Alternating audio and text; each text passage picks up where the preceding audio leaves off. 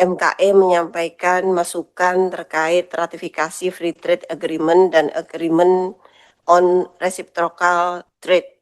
Untuk itu pada hari ini nanti saya akan sampaikan secara tertulis kepada Pak Menteri Perdagangan. Nanti di akhir aja lah, ya di akhir nanti saya sudah ada masukan, nanti saya ini dokumennya nanti saya sampaikan ke Pak Menteri. Selain itu juga Komisi 6 menerima surat dari Special Blend Indonesia Special Blend Australia tanggal 8 April 2026. Ini terkait dengan bahwa Special Blend Australia mengajukan audiensi terkait dugaan wan prestasi dan kerugian finansial dalam transaksi ekspor kopi Arabica Bajawa antara Special Blend Australia dan BUMDes Watuata Kabupaten Ngada, Nusa Tenggara Timur. Ini selama ini dibantu oleh teman-teman dari Kementerian Perdagangan dan mereka punya beberapa keluhan yang mungkin butuh penanganan khusus oleh Kementerian Perdagangan. Saya pikir itu, saya persilakan Pak Menteri untuk memberikan laporan untuk laporan keuangan untuk sesi kedua. Saya persilakan Pak Menteri. Baik, terima kasih yang kami hormati Ketua Komisi 6 DPR RI, yang kami hormati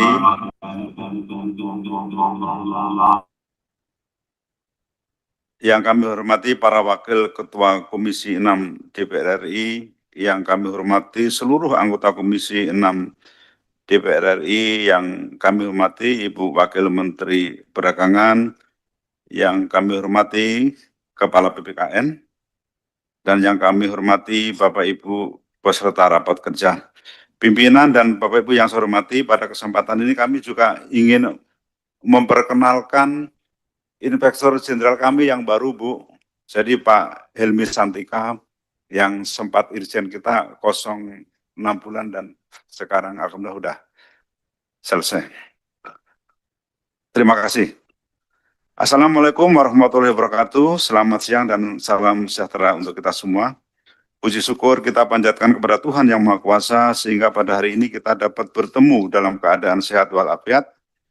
Suatu kehormatan bagi kami dapat bertatap muka dengan yang terhormat seluruh pimpinan dan anggota Komisi 6 DPR RI dalam rapat kerja hari ini. Perkenankan kami menyampaikan terima kasih yang setinggi-tingginya atas undangan dari Komisi 6 DPR RI untuk melakukan rapat kerja pada hari ini dengan agenda pembahasan laporan keuangan pemerintah pusat atau LKPP APBN tahun anggaran 2025.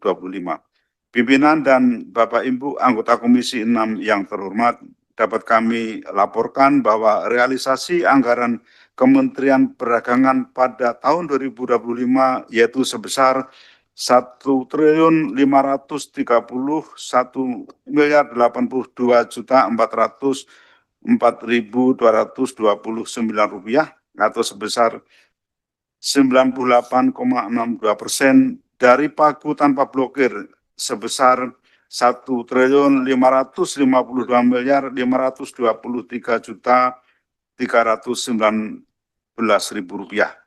Berdasarkan jenis belanja realisasi anggaran Kementerian Perdagangan tahun 2025 untuk belanja modal sebesar 99,49%, belanja barang sebesar 98,30%,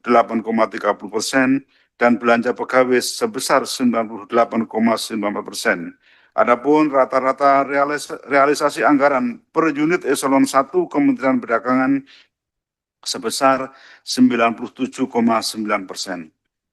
Realisasi anggaran ini melampaui target sebesar 97% yang sejalan dengan capaian nilai kinerja anggaran Kementerian Perdagangan sebesar 92,31 serta capaian indikator kinerja pelaksanaan anggaran atau IKPA Kementerian Perdagangan tahun 2025 sebesar 96,88 dengan predikat sangat baik. Pimpinan dan Bapak Ibu anggota Komisi 6 yang terhormat, kinerja perdagangan tahun 2025 memperlihatkan kinerja yang sangat baik, diantaranya surplus perdagangan periode Januari-Desember 2025 mencapai 41,05 miliar US dollar, pertumbuhan ekspor real barang dan jasa sebesar 7,03%, pertumbuhan ekspor non-migas sebesar 7,66%, dan rasio ekspor jasa terhadap PDB sebesar 3,03%. Sebagai wujud nyata dari keselarasan dengan arah kebijakan Astagita, serta menjawab tantangan kondisi domestik maupun global yang berkembang, Kementerian Perdagangan telah menetapkan 3 program prioritas utama, yaitu pertama, pengamanan pasar dalam negeri dilakukan melalui peningkatan kepastian dan kemudahan usaha, pemberdayaan produk lokal, fasilitasi sertifikasi produk, kebijakan perdagangan yang mendorong hilirisasi pengawasan barang impor ilegal, serta pelindungan industri dalam negeri dari praktek perdagangan tidak adil. Yang kedua, perluasan pasar ekspor diarahkan pada penguatan diplomasi perdagangan, pembukaan pasar baru di negara non-tradisional, serta peningkatan promosi dan penyebaran informasi ekspor. 3, UMKM bisa ekspor, yaitu berani inovasi, siap adaptasi, difokuskan pada peningkatan partisipasi UMKM dalam ekspor melalui peningkatan kapasitas, pendampingan wirausaha, pelatihan ekspor-impor, optimalisasi produk lokal, serta penguatan peran agregator UMKM. Melalui pelaksanaan ketiga program strategis tersebut, Kementerian Perdagangan menegaskan komitmennya untuk memperkuat daya saing nasional, memperluas kontribusi ekspor, serta memastikan bahwa manfaat perdagangan dapat mendorong pertumbuhan ekonomi yang inklusif dan berkelanjutan. Pimpinan dan Bapak Ibu anggota Komisi 6 yang terhormat, Kementerian Perdagangan mendukung program Belanja Nasional 2025, yaitu bekerjasama dengan asosiasi usaha untuk mendorong peningkatan daya beli masyarakat. Sepanjang tahun 2025, total nilai transaksi yang tercatat dari program ini sebesar 393,79 triliun rupiah. Angka ini tentu bukan sekedar statistik, melainkan gambaran real bahwa konsumsi masyarakat Indonesia masih tumbuh di pasar dalam negeri yang terus bergerak. Sepanjang tahun 2025, Kementerian Perdagangan telah mendampingi dan memfasilitasi sebanyak 38.356 UMKM dengan 3 fokus utama, yaitu peningkatan daya saing sebanyak 34.745 UMKM telah kita fasilitasi untuk peningkatan daya saing, antara lain digitalisasi UMKM, sertifikasi, pendampingan para laba, serta penguatan branding. Perluasan akses pasar, kita telah membuka pintu bagi lebih dari 2.222 UMKM untuk menjangkau konsumen baru melalui berbagai pameran dan kemitraan. 3, peningkatan penggunaan produk lokal. Kemendak terus mengkampanyekan 1.389 UMKM agar menjadi tuan rumah di negeri sendiri, antara lain melalui gerakan Kamis Pakai Lokal. Selain itu, Kementerian Perdagangan juga terus memperkuat tata kelola distribusi, melakukan pemantauan harga barang kebutuhan pokok melalui SP2KP, memperkuat pengawasan perdagangan sebagai instrumen utama perlindungan konsumen dan penegakan kepatuhan usaha, melakukan pelindungan usaha perdagangan, penggunaan instrumen sistem resi gudang dan pasar lelang komoditi dalam rangka pengamanan pasar dalam negeri, mengimplementasikan kebijakan perlindungan perdagangan berupa trade remedies mencakup BMTP untuk sektor tekstil dan produk tekstil, termasuk benang dan kain kapas, dan produk lainnya seperti keramik. Sementara itu, produk strategis seperti hot roll plate dan nilon film juga telah mendapatkan perlindungan BMAD. Pimpinan dan Bapak Ibu anggota Komisi 6 yang terhormat, sepanjang tahun 2025, Kementerian Perdagangan juga terus memperluas akses pasar produk Indonesia melalui berbagai perjanjian dagang. Sejumlah perjanjian dagang yang telah ditandatangani antara lain Indonesia Peru CEPA, Indonesia Kanada CEPA, Upgrading A3 dan ASEAN China FTA, serta Indonesia EU FTA. Selain itu, di panggung internasional, Kementerian Perdagangan juga berhasil memenangkan berbagai sengketa dagang di WTO melawan Uni Eropa, mulai dari komoditas biodiesel, baja nirkarat, hingga produk sawit, dan menyelesaikan berbagai hambatan perdagangan di luar negeri. Adapun akses pasar ekspor yang diselamatkan setara 7,34 triliun rupiah. Pada tahun 2025, dalam rangka kemudahan berusaha, telah dilakukan deregulasi kebijakan melalui berbagai peraturan Menteri Perdagangan untuk kegiatan ekspor-impor. Di samping itu, upaya promosi perdagangan yang telah dilakukan adalah pelaksanaan Trade Expo ke-40 dengan capaian transaksi sebesar 22,8 miliar US dollar, penyelenggaraan berbagai pameran dan misi dagang, serta pembentukan 4 ekspor center di Surabaya, Makassar, Batam, dan Balikpapan. Kementerian Perdagangan melalui program UMKM Bisa Ekspor mencatat capaian tahun 2025 berupa 622 kegiatan bisnis matching. Kegiatan tersebut diikuti oleh 1.217 pelaku usaha dengan total keikutsertaan 1.962 kali. Dalam rangkaian kegiatan tersebut, diperoleh potensi transaksi sebesar 134,87 juta US dollar dengan produk UMKM yang paling banyak dicari, yaitu meliputi olahan seafood atau perikanan, home decor dan furniture, kopi, health and body care, rempah, food and beverage, pertanian dan perkebunan, fashion, snack, molasses, rumput laut, produk turunan kelapa, hingga baju renang. Pimpinan dan Bapak Ibu anggota Komisi 6 yang terhormat, Kementerian Perdagangan telah mengoptimalkan penggunaan anggaran untuk menunjang indikator kinerja di lingkungan Kementerian Perdagangan, sehingga proses pelaksanaan kegiatan-kegiatan yang mendukung capaian kerja dimaksimalkan dengan baik. Hal ini dibuktikan dari hasil realisasi dan capaian kerja tahun 2025 ada yang mampu melebihi target. Untuk laporan keuangan tahun 2025, Kementerian Perdagangan berhasil mempertahankan opini WTP wajar tanpa pengecualian atas laporan keuangan selama 4 tahun berturut-turut, yaitu tahun anggaran 2022 sampai 2025. Pimpinan dan Bapak Ibu anggota Komisi 6 yang terhormat, demikian penyampaian kami secara singkat mengenai laporan keuangan pemerintah pusat APBN tahun anggaran 2025. Kami mohon dukungan kepada seluruh pimpinan dan anggota Komisi 6 DPR RI terkait dengan program kerja Kementerian Perdagangan ke depan agar dapat memperkuat daya saing nasional, memperluas kontribusi ekspor, serta dapat mendorong pertumbuhan ekonomi yang inklusif dan berkelanjutan. Demikian kami aturkan terima kasih yang setinggi-tingginya. Wassalamualaikum warahmatullahi wabarakatuh. Waalaikumsalam. Terima kasih Pak Menteri atas penjelasannya berkaitan dengan laporan keuangan Kementerian Perdagangan Republik Indonesia tahun anggaran 2025. Selanjutnya saya persilakan Ketua BPKN Pak Mufti, silakan. Siap, terima kasih. Assalamualaikum warahmatullahi wabarakatuh. Yang kami hormati pimpinan Komisi 6 DPR RI, para anggota Komisi 6 DPR RI yang luar biasa hari ini. Terima kasih diberi kesempatan kepada kami, kepada Pak Mendak yang luar biasa tadi menyampaikan, Ibu Wamendak, dan tentu para eselon 1 di Kemendak telah mensupport kami terus. Izinkan kami menyampaikan capaian kinerja dan pengelolaan anggaran BPKN tahun 2025, perkembangan pelaksanaan program dan realisasi anggaran 2026 semester 1, dan menyampaikan rencana tahun 2027. Kami meyakini bahwa perlindungan konsumen merupakan salah satu fondasi penting dalam menciptakan perdagangan yang sehat, meningkatkan kepercayaan masyarakat terhadap pasar, sekaligus memperkuat daya saing pelaku usaha nasional. Oleh karena itu, penguatan perlindungan konsumen tidak hanya dilanjutkan untuk melindungi hak konsumen, tapi juga menjadi bagian penting dalam mendukung pertumbuhan ekonomi nasional yang inklusif, berdaya saing, dan berkelanjutan. Selanjutnya, izinkan kami menyampaikan paparan mengenai kinerja BPKN RI 2025.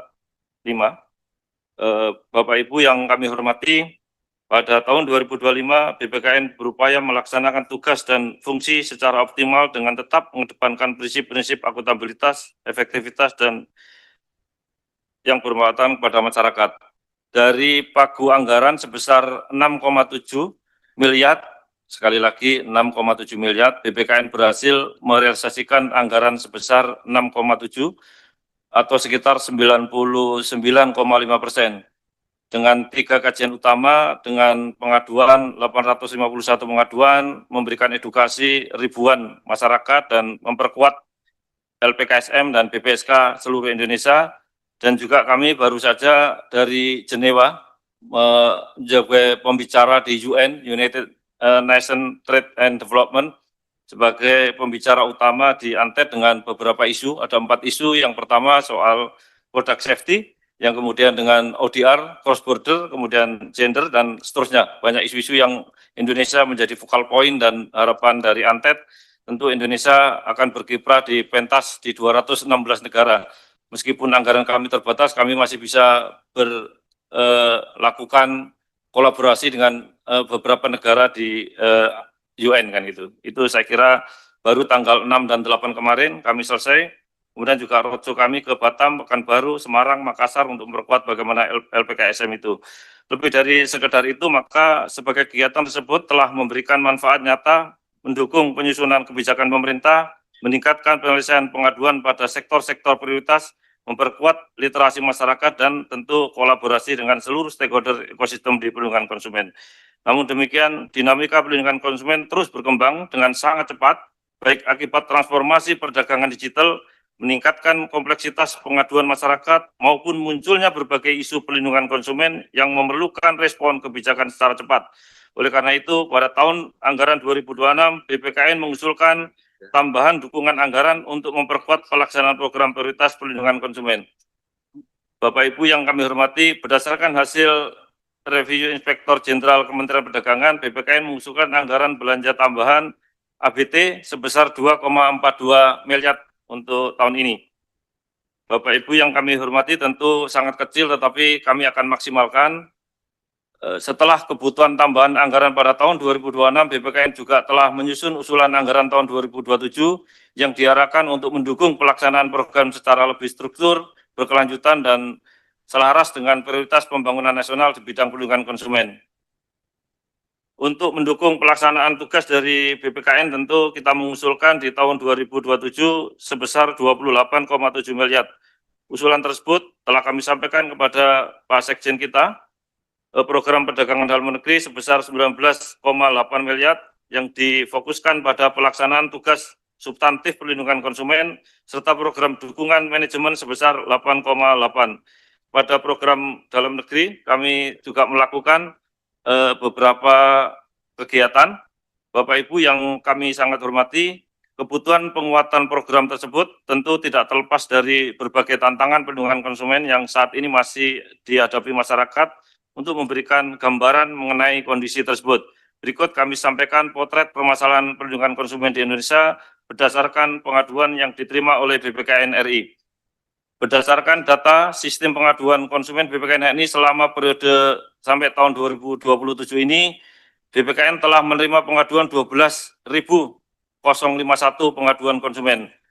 Dan tentu dalam tersebut menunjukkan bahwa persoalan yang dihadapi masyarakat tidak lagi bersifat sektoral, tetapi telah mencakup hampir seluruh bidang yang berkaitan langsung dengan kehidupan sehari-hari. Adapun sektor yang paling menonjol adalah jasa keuangan perumahan, perdagangan melalui sistem elektronik, cukup mendominasi sebesar 64%. Ini tentu gambaran setelah jumlah pengaduan 12.000 lebih itu, tentu kita berharap kita mencapai lebih 1 triliun yang kita bisa selamatkan, dan kemudian mencapai sekitar 19 miliar, angka yang menggambarkan bahwa dampak yang ditimbulkan tidak hanya berkaitan dengan pelanggaran hak konsumen, tetapi juga pengaruh terhadap kepercayaan masyarakat terhadap aktivitas perdagangan. Bapak Ibu yang kami hormati, kita juga telah mengadukan kajian-kajian, hidden cost, dark pattern, back review, PMSC, pay letter, aktivitas artificial intelligence, dan sebagainya. Dari situ berangkat dari berbagai tantangan tersebut, BPKN memandang bahwa penguatan perlindungan konsumen tidak dapat dilakukan secara parsial, diperlukan arah kebijakan yang komprehensif melalui penguatan regulasi, kelembagaan, edukasi, penyelesaian pengaduan, serta kolaborasi tingkat sektor. Oleh karena itu, berikut kami sampaikan arah penguatan perlindungan konsumen nasional menjadi fokus BPKN ke depan. penguatan rekomendasi kebijakan berbasis bukti, membangun konsumen yang berdaya, dan memperkuat sistem penyelesaian pengaduan konsumen, memperkuat kolaborasi nasional, menguatkan kelembagaan perlindungan konsumen, mendorong percepatan pengesahan rancangan undang-undang perlindungan konsumen yang baru, dan tentu untuk mewujudkan arah penguatan tersebut, tentu diperlukan dukungan sinergi dari DPR RI, seluruh pemangku kepentingan, dalam hal ini tentu Komisi 6 yang sangat kami hormati terhadap berbagai agenda strategis yang menjadi prioritas penguatan sistem perlindungan konsumen. Dukungan terhadap percepatan pembatasan pengesahan rancangan undang-undang konsumen, dukungan penguatan kelembagaan perlindungan konsumen, dukungan terhadap penguatan anggaran yang memadai, dukungan dalam memperkuat kolaborasi nasional, dan tentu dukungan terhadap percepatan transformasi digital. Saya kira itu beberapa poin yang dapat kami sampaikan. Atas nama Badan Perlindungan Konsumen Nasional, kami menyampaikan apresiasi, terima kasih kepada Komisi 6 DPR RI dan kepada Pak Mendak untuk selalu mensupport kami. Terima kasih. Assalamualaikum warahmatullahi wabarakatuh. Waalaikumsalam. Terima kasih Pak Mufti. Tadi Pak Menteri Ketua BPKN mengulangi angka 6,7. Pagunya maksudnya itu Pak Menteri ada perhatian lah, jangan 6,7 untuk akan datang gitu. Itu kira-kira maksudnya itu Pak Mufti ya. Baik, selanjutnya saya persilakan Bapak Ibu anggota untuk menyampaikan pertanyaan, pendapat, dan pandangan. Yang pertama dari Pak Herman. Pak Sekjen silakan. Terima kasih Pak Ketua, Bapak Ibu sekalian yang saya hormati, Pak Menteri, Pak Ketua BPKN, Bu Wakil Menteri, dan para pejabat Kementerian Perdagangan. Pertama, saya sebetulnya masih prihatin dengan anggaran Kementerian Perdagangan. Karena saya mengikuti perjalanan dari mulai anggaran 3 triliun lebih, turun, semakin turun.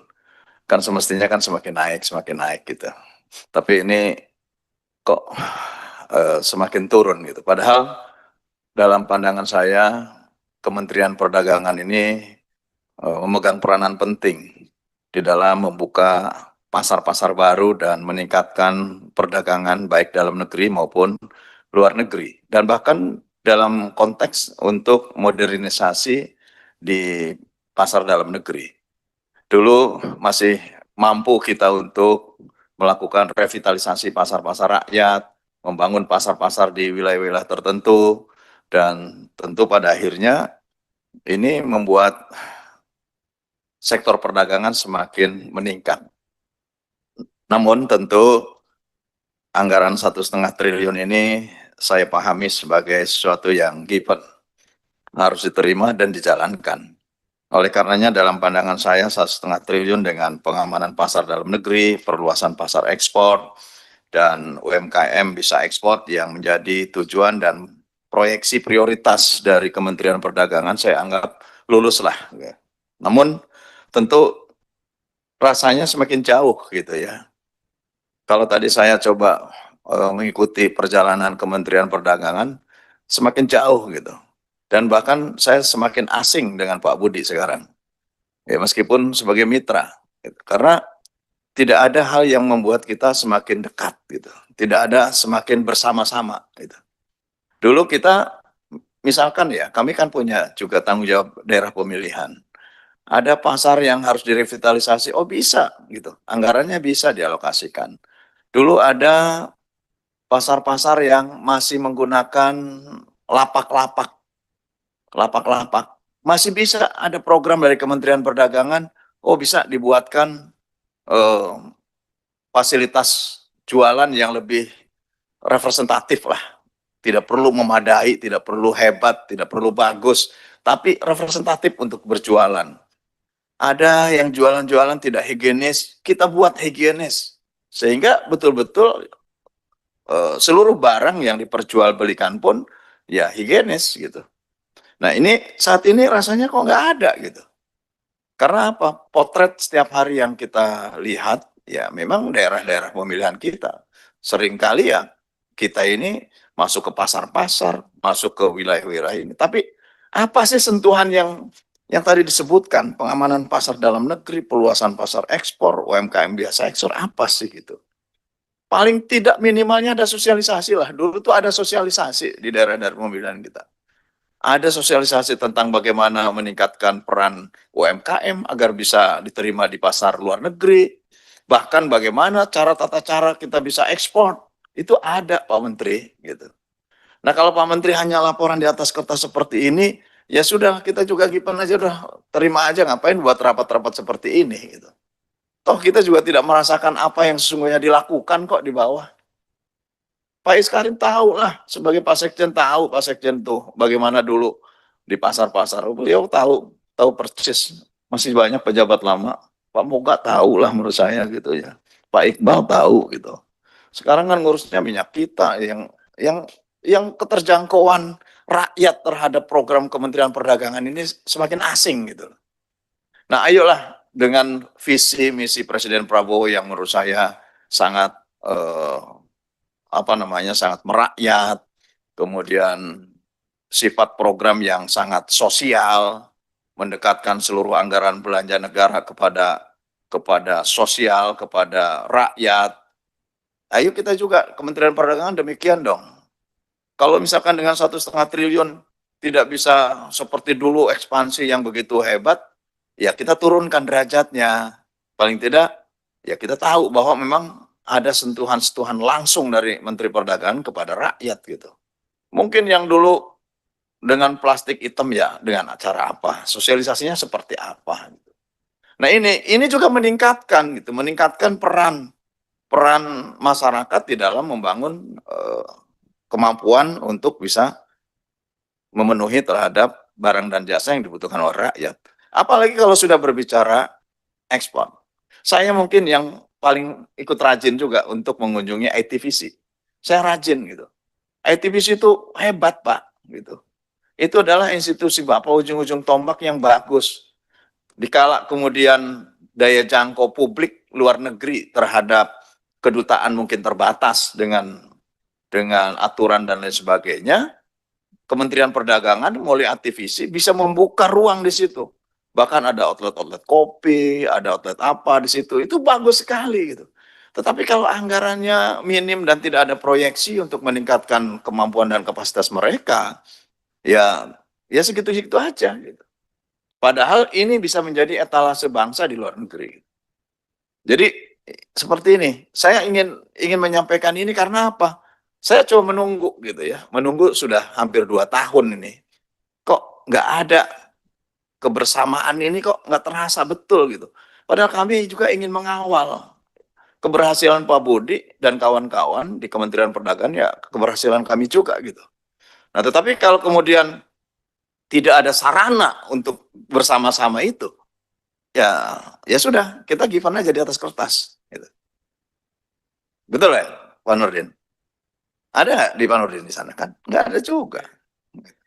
Saya ada beberapa desa yang dulu di eranya sebelumnya ya. Makanya bisa saya ingat menteri-menteri perdagangan sebelumnya, bisa saya ingat gitu. Kadang dengan Pak Budi kok saya menjadi asing ya. Gitu. Karena apa ya? Karena tidak ada hal yang mengikatkan kita bersama-sama di situ gitu loh.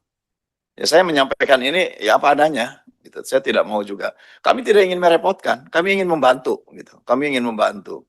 Nah kalau kami saja tidak merasakan, bagaimana rakyat merasakan? Gitu. Nah oleh karena itu, saya kira ini yang mohon Pak Budi coba angkat. Saya juga punya binaan UMKM banyak Pak. Saya punya 3.000 binaan Pak UMKM Pak di daerah pemilihan saya. Gitu. Di setiap daerah pemilihan saya punya 1.000 UMKM paling tidak minimal binaan saya. Tapi apakah pernah tersentuh sekarang nih oleh Kementerian? Enggak ada Pak. Digitalisasi mana digitalisasi gitu. Gitu.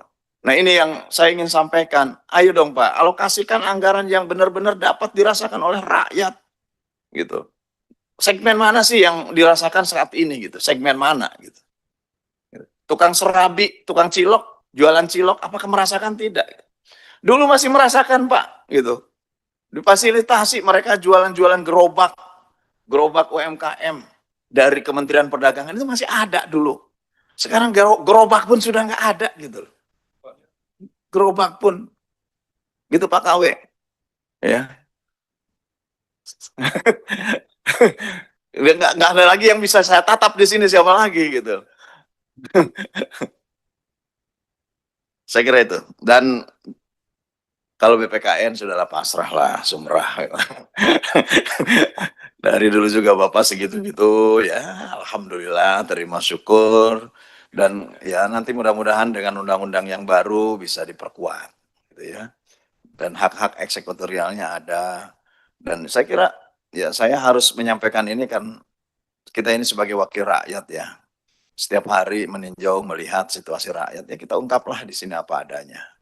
Dan kalau tadi juga berbicara ratifikasi dan lain sebagainya, ya ratifikasi harus bermanfaat juga untuk rakyat. Jangan rakyat hanya dibebani oleh situasi-situasi yang pada akhirnya mereka merasa susah, harga-harga menjadi mahal dan lain sebagainya.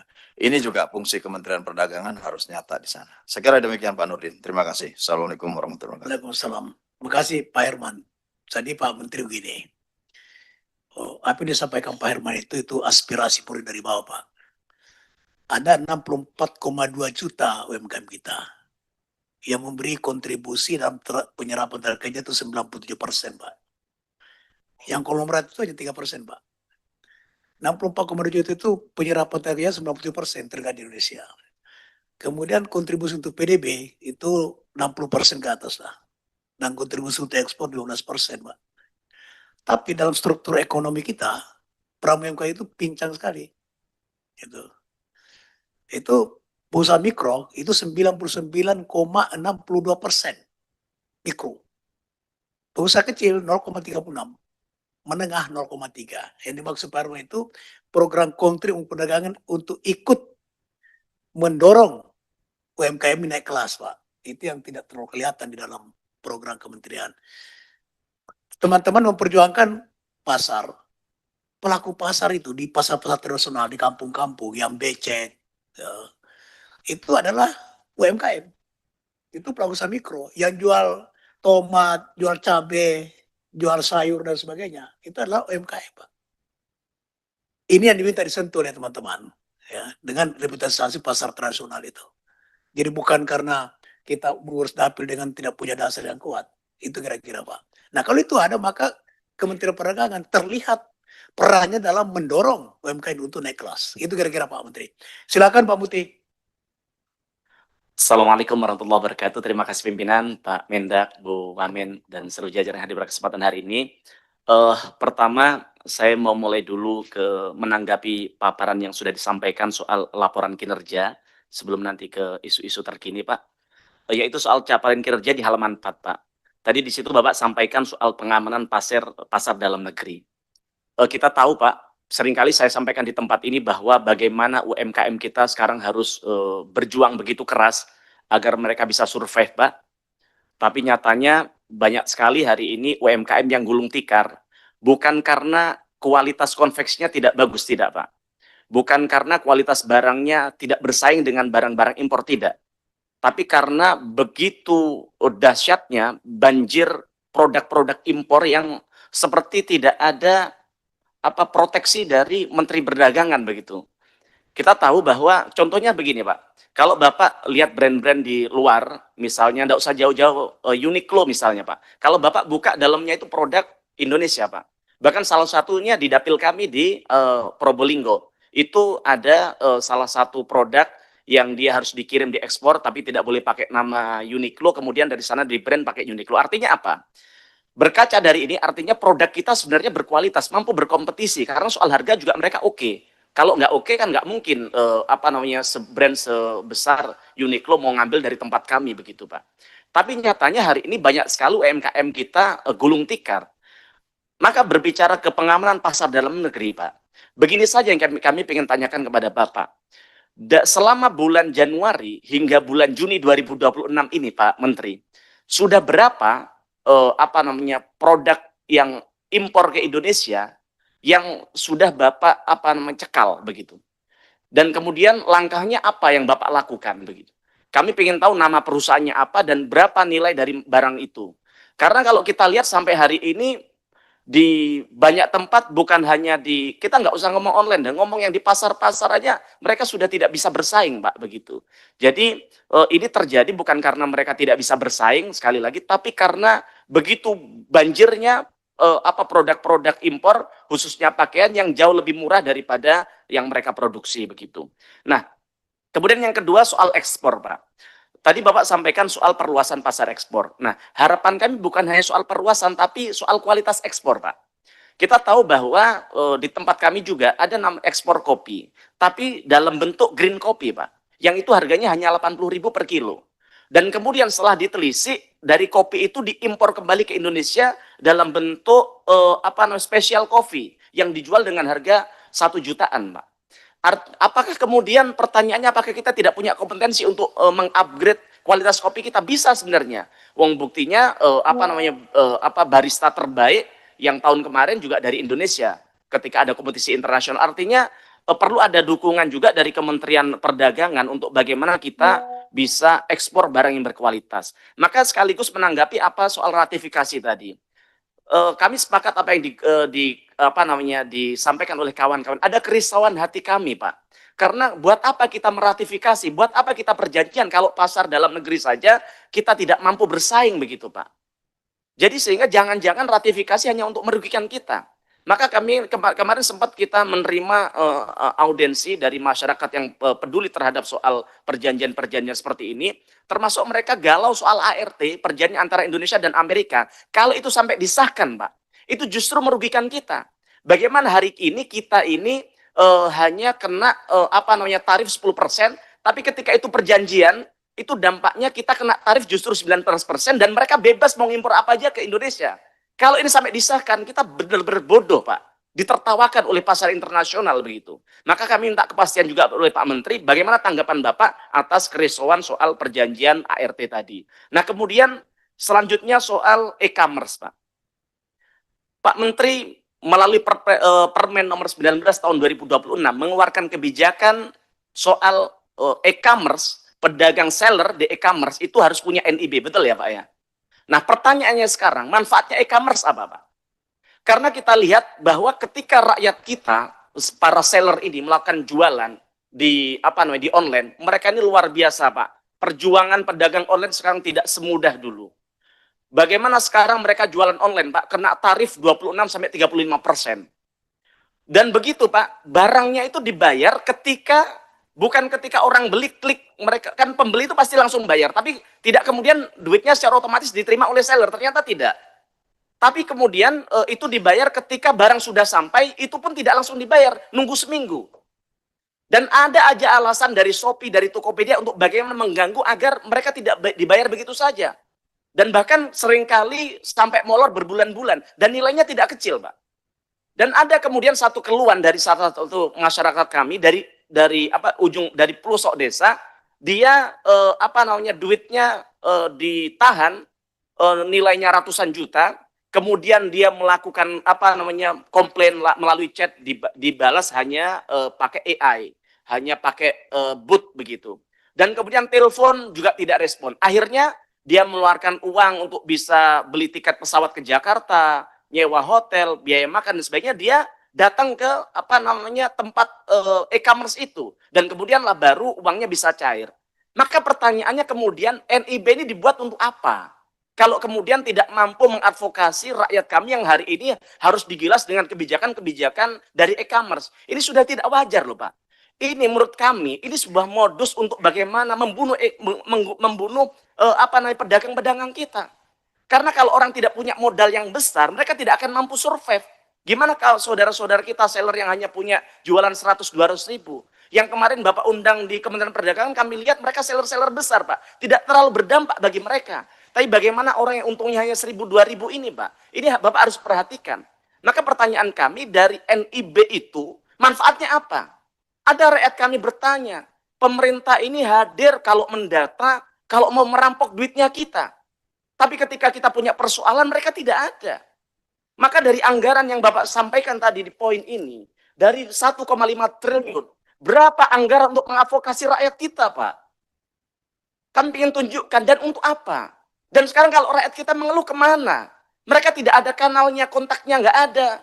Kami minta mulai hari ini dibentuk namanya kanal pengaduan bagi mereka yang tertindas oleh e-commerce yang sekarang semakin ngawur menginjak-injak rakyat kita, Pak. Karena kalau enggak ini mati. Di teman-teman kita yang jualan di pasar secara fisik sudah mati.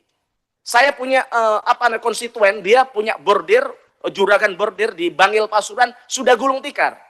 Dan kemudian jangan sampai kemudian yang sekarang survei melalui online juga gulung tikar gara-gara persoalan ini. Ini sengaja dihabisi oleh para mafia-mafia besar yang sengaja mau membunuh UMKM kita, Pak. Dan kemudian akhirnya mereka berjual secara ugal-ugalan dengan predatory pricing begitu loh. Nah, maka kami perlu ada langkah lebih lanjut. Termasuk soal tarif nol, kami minta juga pernyataan apa tanggapan dari Pak Menteri soal kebijakan dari Kementerian Keuangan adanya pajak 0,5% yang itu ternyata tidak dipajakin dari angka berapa yang seller jual. Tidak. Tapi misalnya kan begini, Pak. Orang jualan kan punya gimmick, Pak Menteri ya. Jadi misalnya begini, saya jualan barang 1 juta. Tapi kemudian kan e-commerce dia ini punya mereka memaksa para seller untuk punya untuk membuat diskon agar orang tertarik untuk membeli. Maka kami sebagai seller harus menaikkan harga itu, yaitu misalnya dari 1 juta saya jual 2 juta agar kemudian saya diskon 50% begitu. Tapi kemudian yang dipajakin bukan dari yang 1 juta itu, tapi dari 2 juta yang sebelum diskon tadi. Ini kan justru sesuatu yang tidak fair untuk rakyat kami, Pak Menteri. Nah, ini hal seperti inilah yang harus diadvokasi oleh Kementerian Perdagangan ke depan. Nah, kemudian juga soal minyak kita yang kedua. Minyak kita ini, Pak Menteri pernah buat pernyataan bahwa minyak kita ini bukan minyak subsidi. Betul, saya sepakat tidak subsidi. Tapi pemerintah buat program, tapi dari situ narasinya kan Pak Menteri seperti mengalihkan tanggung jawab bahwa karena dia tidak subsidi, jadi kita tidak perlu memastikan itu ada di tengah-tengah masyarakat. Kesannya kan begitu.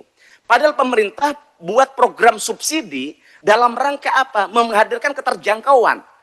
DMO adalah bagian dari pemerintah untuk menjadi instrumen agar rakyat bisa menjangkau produk itu dengan mudah dan murah. Kan begitu Pak Menteri. Kenapa ada DMO? Karena kita tahu bahwa CPO kita ini penghasil CPO terbesar di dunia 58%. Maka wajar dong negara bukan dalam bentuk subsidi tapi DMO untuk memastikan bahwa di dalam negeri rakyat kita tidak hanya menjadi penonton, tapi bagaimana mereka bisa mengakses produk minyak dengan mudah dan murah. Tapi nyatanya hari ini persoalan minyak kita tidak pernah selesai. Barangnya ada tapi harganya mahal. Hari ini, detik ini, saya cek tadi pagi sebelum rapat ini Pak, di Surabaya minyak kita yang harusnya 15.700 itu 21.000. Di dapil saya 20 ribuan. Jadi bagaimana, apa sih Pak persoalannya sebenarnya Pak? Kok ini tidak pernah selesai-selesai? Ini kan kita ini penghasil minyak sawit terbesar, tapi kenapa rakyat kita menikmati hasilnya sendiri? Mereka nggak minta gratis loh Pak. Mereka mau beli, nggak ada barangnya. Mereka mau beli, ada barangnya tapi mahal. Nah inilah yang perlu dipastikan oleh Kementerian Perdagangan bagaimana para pengusaha-pengusaha ini untuk bagaimana tertib bisa melakukan kewajibannya untuk memberikan DPO di tengah-tengah masyarakat dengan harga yang terjangkau. Termasuk keberpihakan Kementerian Perdagangan soal program pemerintah Koperasi Desa Merah Putih. Presiden membuat program Koperasi Desa Merah Putih dalam rangka agar koperasi ini bisa menjadi kepanjangan dari tangan dari pemerintah agar rakyat kita bisa mengakses barang-barang subsidi, DMO, kebijakan-kebijakan pemerintah dengan harga terjangkau.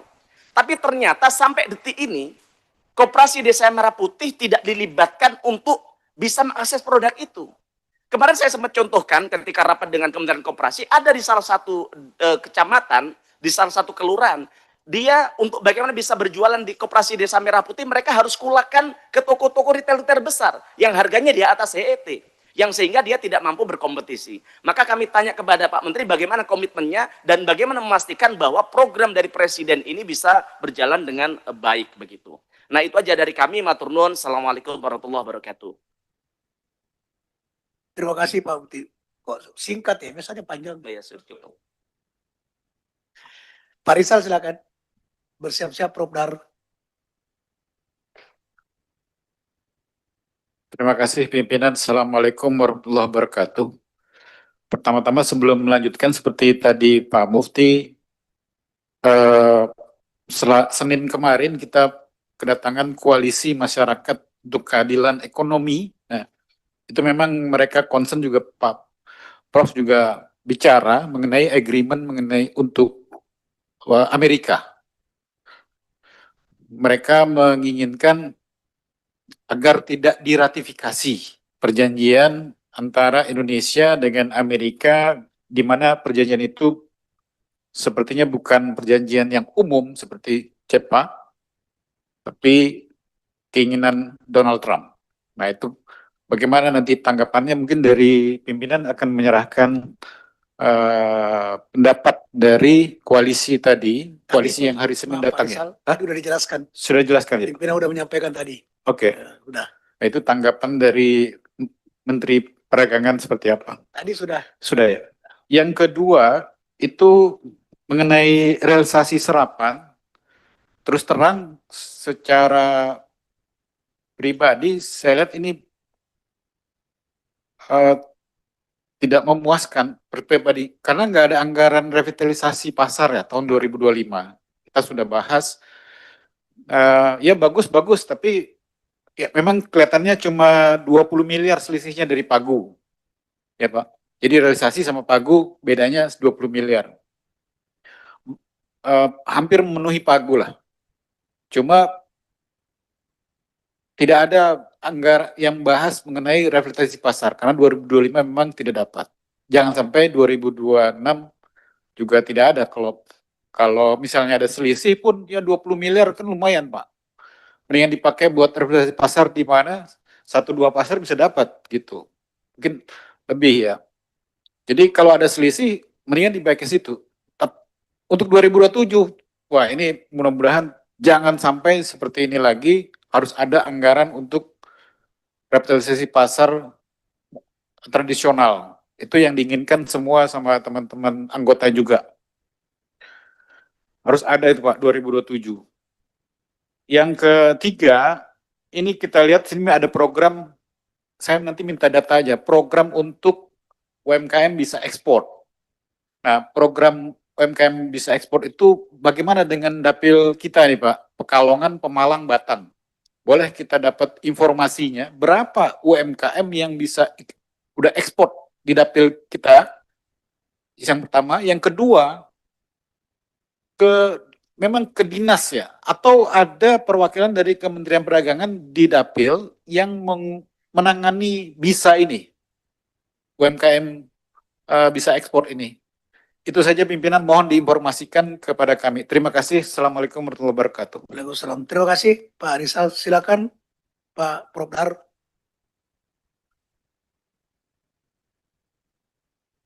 Terima kasih Prof. Nurdin, teman-teman Komisi 6 yang saya hormati, Pak Menteri Perdagangan, Pak Busan, dan Bu Loro, Wamen Perdagangan, serta para dirjen, ya, sesmen, yang saya hormati. Yang pertama, terhadap Kementerian Perdagangan, yang pertama,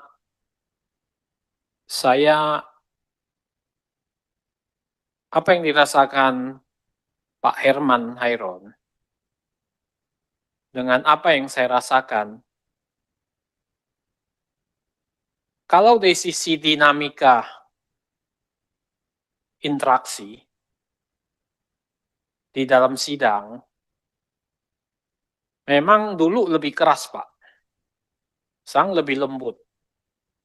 Dulu saya ikutin banyak Menteri Perdagangan, dari mulai Pak Rahmat Gobel, Pak Tom Lembong, Pak Enggar, Pak Agus, Pak Lutfi, ya, kemudian Pak Zulhas, Pak Busan.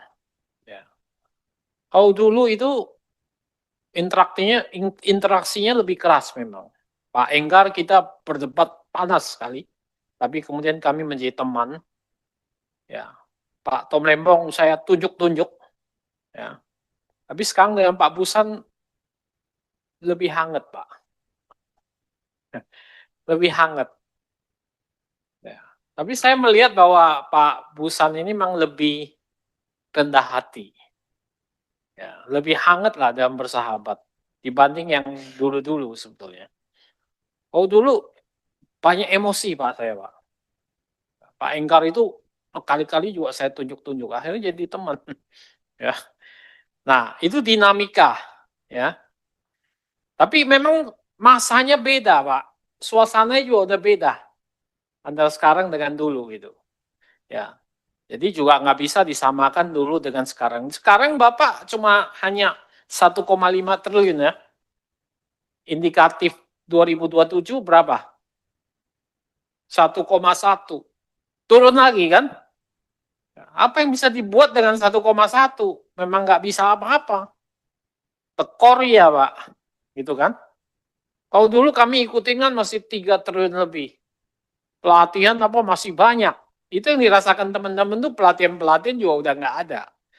Seminar-seminar juga nggak ada. Dulu kan ada itu.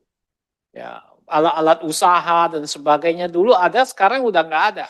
Pasar mungkin dulu ada revitalisasi, sekarang udah nggak ada. Suasananya beda Pak Rijal. Ya, beda sekali.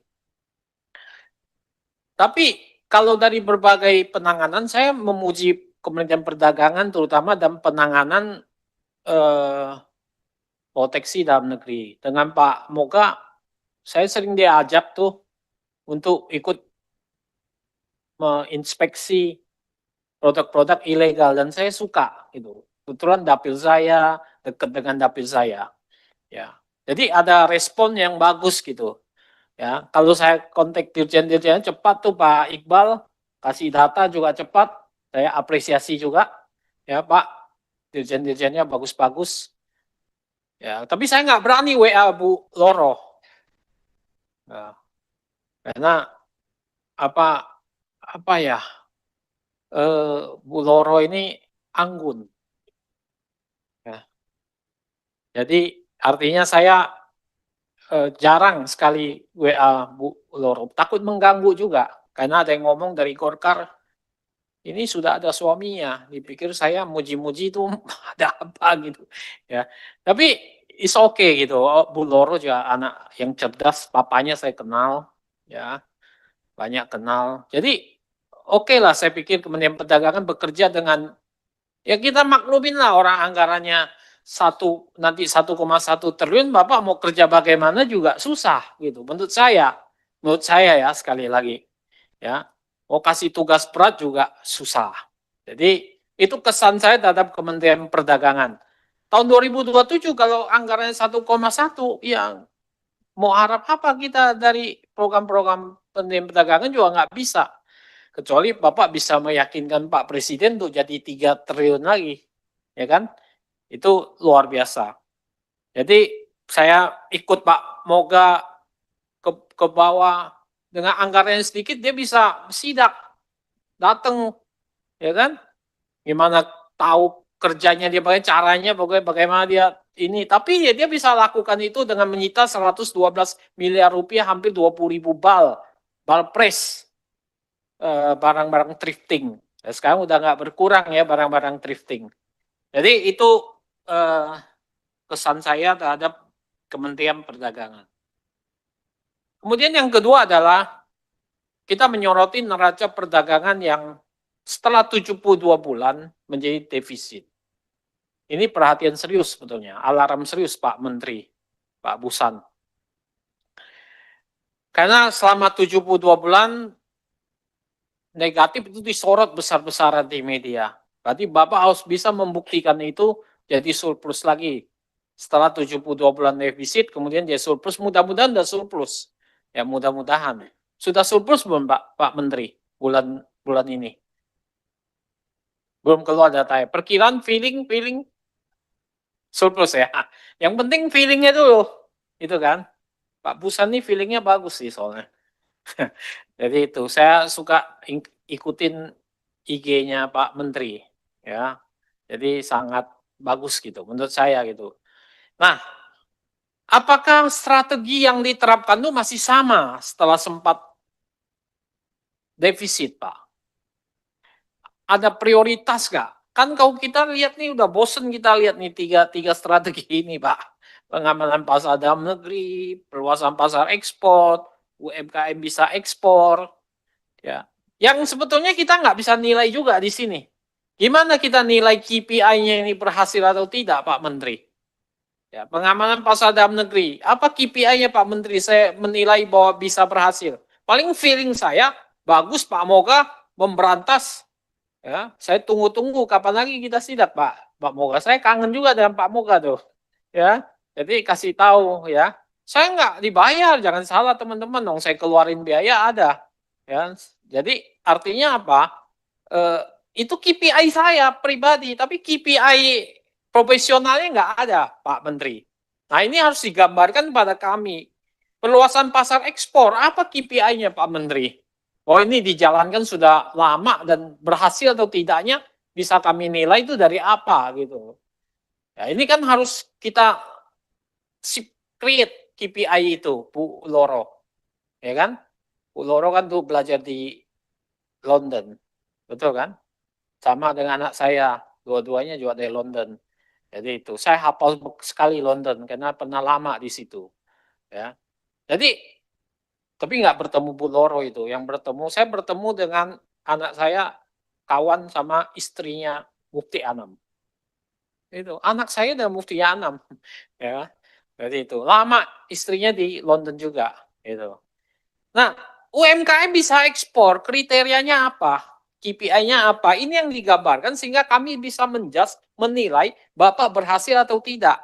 Tidak boleh juga, mestinya kita nilai dari Bapak itu, kita nilai apa misalnya.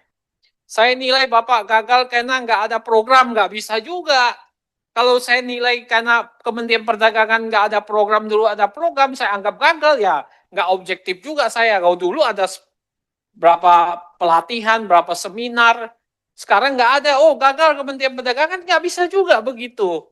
Itu dulu ada pasar, sekarang nggak ada pasar. Oh, saya anggap gagal, kan nggak bisa juga begitu. Tapi saya butuhkan KPI di sini untuk dikasih tahu ke kami sehingga kami bisa menilai ini berhasil atau tidak, Pak Menteri. Jadi itu tanggapan saya. Yang ketiga adalah soal ART, Agreement on Reciprocal Trade. Ya, kami udah bicara dengan koalisi untuk keadilan ekonomi. Udah kami habis-habisan kita bahas, Pak. Dan sampai pada satu kesimpulan dari fraksi PDI Perjuangan sama yang diinstruksikan oleh Pak Kapoksi kami. Kami ini bahasa halusnya belum dapat menerima, Pak. Kami belum dapat menerima. Maka perlu ada pendalaman lebih lanjut. Betul Pak Kapoksi ya? Belum dapat menerima atau belum dapat menyetujui.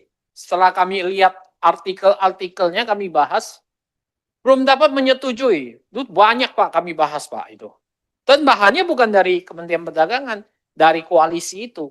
Dan mereka itu banyak jejaringnya di dunia. Nah, ini yang kita nanti harus bahas secara detail Pak. Karena dari fraksi kami, bukan dari komisi ya, belum dapat menyetujui atau belum dapat menerima.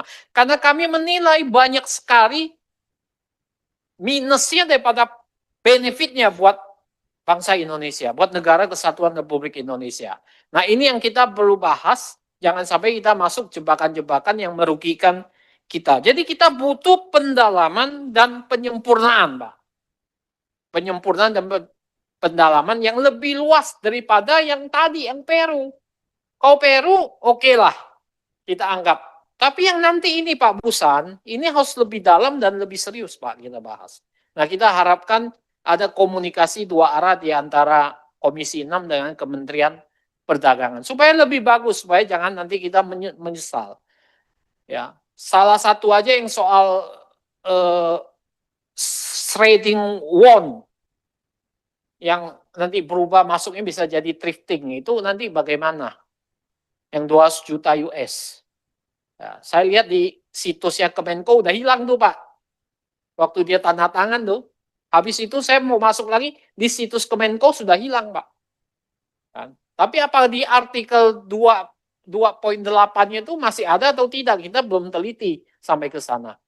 Nah, pasti banyak lain yang kita harus discuss di sana. Jadi ini poin-poin yang ingin saya sampaikan sehingga nanti semoga Kementerian Perdagangan bisa lebih maju ke depan. Begitu ya Pak Busan. Terima kasih Pak atas kehangatannya selama ini. Ya, mudah-mudahan masih tetap terjaga. Saya WA, Bapak respon cepat. saya sangat menghargai itu, ya. Bu Loro juga sekali-sekali izin Pak Doni untuk saya izin untuk WA Bu Loro. Ya, jadi itu pimpinan soalnya sekarang kan. Sementara 2 menit aja. Ya, 2 menit. Pak Dirjen terima kasih Pak, jangan kapok kalau saya WA, paling minta data, minta ini dan sebagainya. Mohon nanti direspon. Terima kasih pimpinan sementara Pak Doni yang terhormat. Terima kasih. Cukup Pak Dar. Sudah. Terima kasih Pak Darmadi. Kebetulan izin pimpinan ada sesuatu yang tidak bisa diwakilkan Pak. Jadi selanjutnya mungkin langsung ke Pak Ahmad. Silakan Pak Ahmad dari Demokrat. Terima kasih. Bismillahirrahmanirrahim. Assalamualaikum warahmatullahi wabarakatuh, pimpinan beserta seluruh anggota Komisi 6, Pak Menteri, Pak Wamen, Ibu Wamen, beserta Ketua BPKN. Terima kasih Pak Menteri atas pemaparannya tentang kinerja tahun 2025. Memang tadi disampaikan oleh kawan-kawan terdahulu, tapi karena perdagangan ini sangat terasa eksisnya di dalam negeri, itu terutama masalah pembinaan kita, pengawasan kita terhadap arus barang jasa di dalam negeri ini, Pak. Jadi UMKM kita sekarang sangat merasakan tidak ada proteksi dari pemerintah terhadap arus-arus barang yang luar biasa masuknya ke negeri kita ini, gitu. Sehingga ini keluhan-keluhan yang disampaikan kepada kami, bagaimana mengatasi barang-barang khususnya dari Tiongkok itu sampai ke ruang bilik kamar mereka sekarang ini. Nah, ini apa upaya strategi dari Menteri Perdagangan untuk melakukan ini, gitu. Karena memang sudah banyak UMKM kita memang sudah katakan gulung tikar, gitu. Harga murah, kualitas bagus, sementara kita harganya belum mampu bersaing dan kualitasnya mungkin lebih rendah, gitu. Nah, ini bagaimana upaya strategis dari Kementerian Perdagangan ke depan seperti apa, Pak? Supaya ini jangan berlangsung terus. Karena kita tahu tulang punggung ekonomi nasional kita ini di UMKM itu. Nah, kalau UMKM kita lemah, gimana gitu? Ya. Nah, contoh seperti ini, Pak. Sampai yang disampaikan Pak Mufti tadi. Kalau di Pak Mufti itu 21.000, Pak, minyak kita. Di Riau itu 23.000, Pak. 23.000 yang 1 liter itu. Nah, Riau itu produksi 5 perusahaan besar minyak di sana. Nah, maksud saya, di mana fungsi pengawasan perdagangan terhadap ini, gitu. Fungsi pengawasan itu yang mungkin perlu ditingkatkan, sehingga jangan sampai istilahnya pepatah Melayu mengatakan, itik di sungai mati kehausan, ayam di lumbung padi mati kelaparan, Pak. Itu yang terjadi. Nah, ini di mana Dirjen Pengawasan kita dengan jajaran ke bawah itu? Dan itu kebutuhan pokok, minyak goreng itu kebutuhan pokok. Dan itu ada produksinya di Riau, gitu. Nah, ini yang kami rasakan, Pak. Dan itu berulang-ulang, gitu. Jadi kami minta konkretnya seperti apa langkahnya, nanti Bapak sampaikan, Pak, di dalam ini, dalam pertemuan kita ini, apa yang sudah dilakukan dan apa yang akan dilakukan supaya jangan hal ini terjadi terus, gitu. 23.000, Pak, sekarang harga minyak kita. Padahal kita tahu tuh dari produsen 13.500 dari pabrik itu. 13.500, Pak, kita udah cek lapangan. Di sana berarti 23.000. Ini tidak ada tindak lanjut, tidak ada proteksi, tidak ada dari pemerintah terhadap ini. Ya. Itu pertama. Yang kedua, masalah perusahaan pasar ekspor, Pak. Kami di sini belum menampakkan yang strategis terhadap pasar ekspor ini. Seperti CPO itu kan, Pak, ya. Nah ini bagaimana ini CPO kita ini? Di satu pihak kan ada B3, B40 jadi B60, B50 nanti Pak kan, B50. Nah ini bagaimana ini pedagang mengawasinya ini? Karena kecenderungan kita, perusahaan-perusahaan CPO kita, itu memang lebih cenderung mereka mengekspor CPO itu. Karena kerjanya tidak banyak, untungnya lebih besar. Sementara B50 ini kerjanya agak rumit, dan mereka tak untung gitu. Nah, bagaimana ini pengawasan perdagangan ekspor kita terhadap CPO ini sehingga apa yang diprogramkan pemerintah terhadap B50 ini jalan, sementara ekspor mereka juga bisa terpantau, kemudian juga berkaitan dengan minyak tadi juga akan bisa dilaksanakan. Terakhir Pak, sudah berapa UMK kita kecil menjadi menengah, menengah jadi besar ekspornya? Kami ingin tahu dari data dari Bapak. Jadi dari sekian juta dari UMKM kita itu, ekspor mereka itu sudah berapa yang dari kecil menengah, menengah jadi besar. Artinya situ ada pembinaan dari Menteri Perdagangan. Kami tak mau tahu data itu, sehingga dengan peningkatan dari UMKM itu berarti juga peningkatan terhadap pendapatan dan perdagangan kita gitu. Terakhir mungkin Pak, mengasah pekan bekas Pak, masih Pak. Pekan bekas masih masuk Pak. Ya. Kalau di istilah, kalau di PJ namanya pekan pajak Pak. Nah, jadi ini bagaimana ini masalah pekan bekas ini memang dilema. Sementara pedagang-pedagang kita menjual pekan bekas, sementara menyangkut marwah bangsa. Nah ini masih berjalan, ini kami minta penjelasan bagaimana pekan-pekan bekas dari luar negeri itu sekarang sampai hari ini juga tetap masih berjalan. Kami kira demikian Pak Menteri, terima kasih Pak Ketua. Wassalamualaikum warahmatullahi wabarakatuh. Terima kasih Pak Ahmad. Lanjut Bu Nurwaya. Baik, terima kasih pimpinan yang saya hormati, teman-teman Komisi 6, Menteri Perdagangan, Ibu Wamen, dan Ketua BPKN beserta jajarannya. Assalamualaikum warahmatullahi wabarakatuh. Saya hanya ingin menambahkan saja apa yang sudah disampaikan oleh teman-teman saya, ya, yang begitu lengkap sudah, namun ada sedikit unek-unek yang juga ingin saya tambahkan. Pertama terkait apa yang disampaikan oleh sahabat saya Bapak Mufti ya, terkait masalah merek dagang Uniqlo. Itu produknya, barangnya ya, diproduksi di dalam negeri lalu diekspor.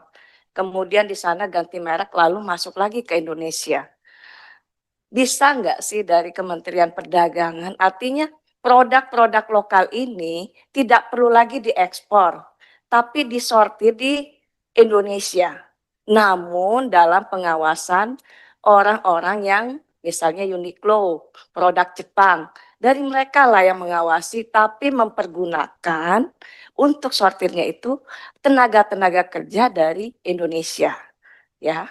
Jadi mungkin harga yang bisa diterima oleh produsen lokal itu bisa lebih tinggi karena biaya untuk pengiriman ke Jepang hanya untuk ganti merek saja lalu balik lagi ke Indonesia, ini kan cost-nya udah lumayan besar.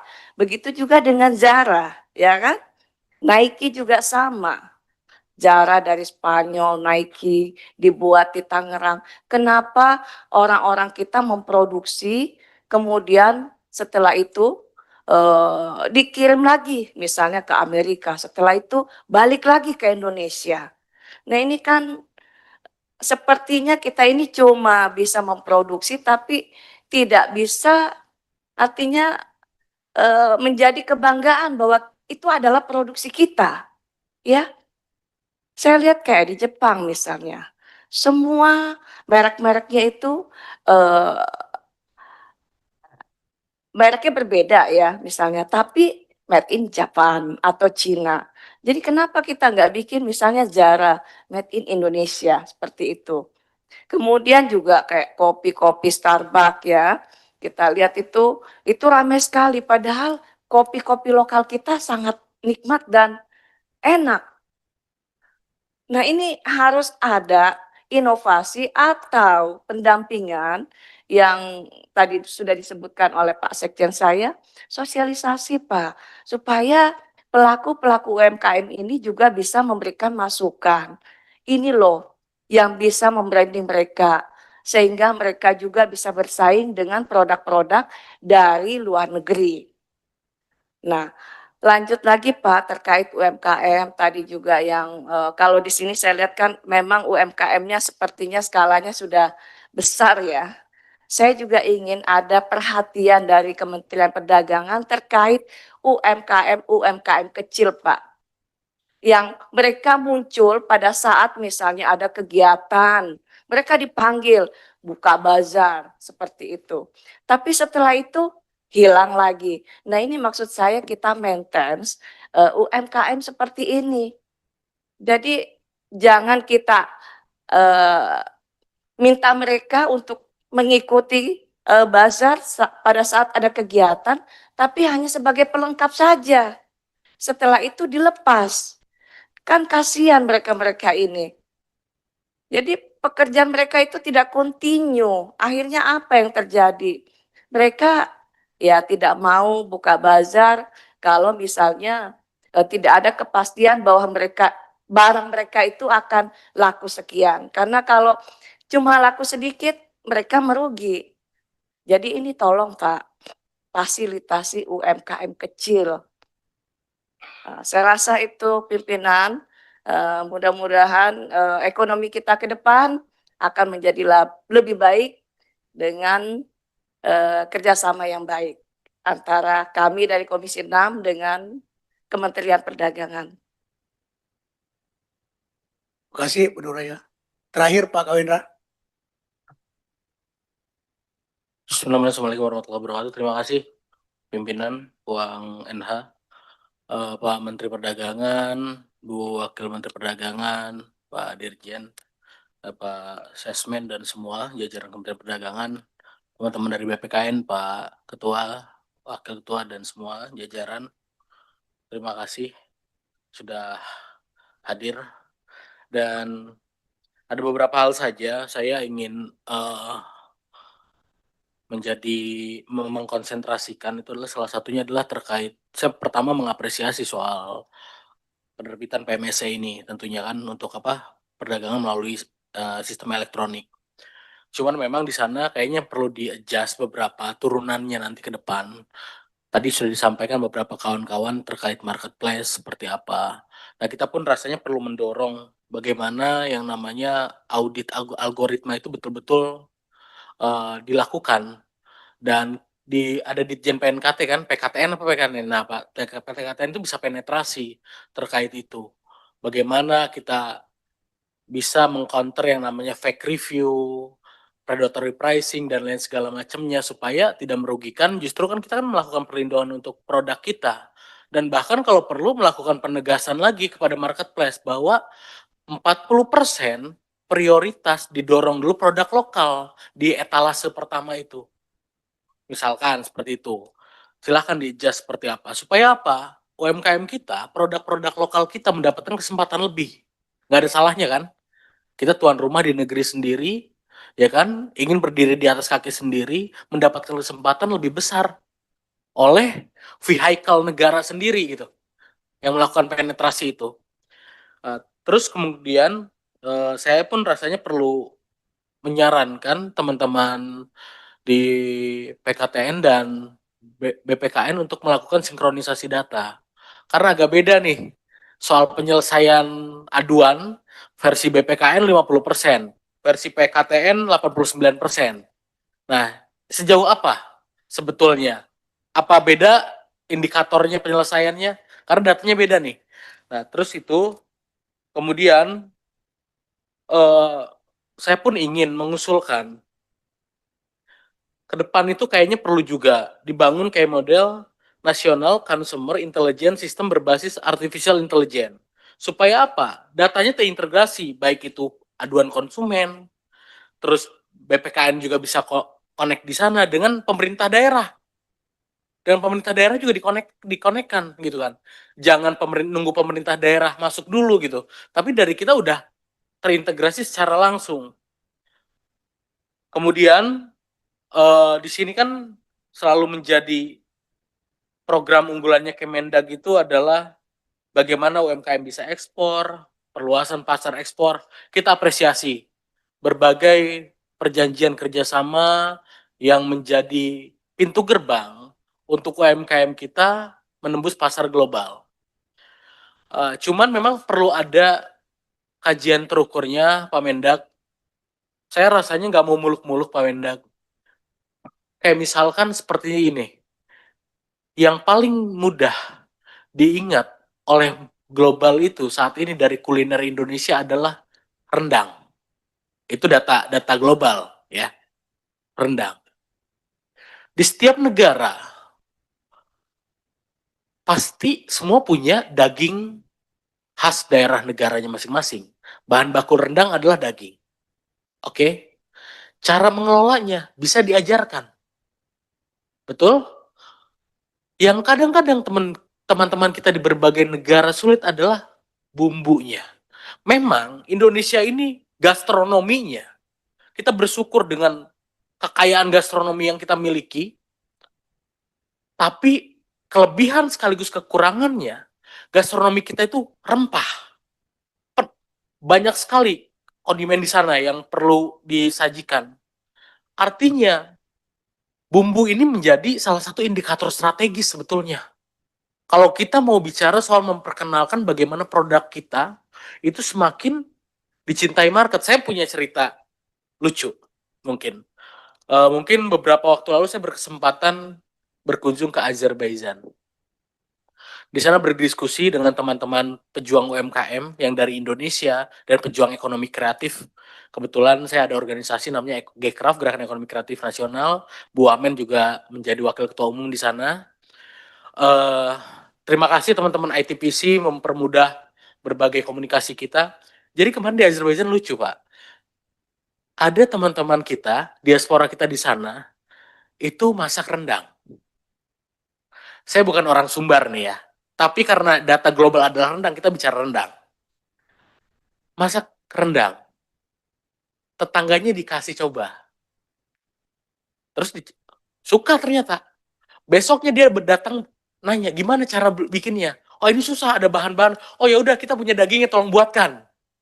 Gitu. Jadi dia ngetok pintu, bawa dagingnya, minta tolong buatin rendang. Itu real, gitu. Sementara bumbunya terbatas.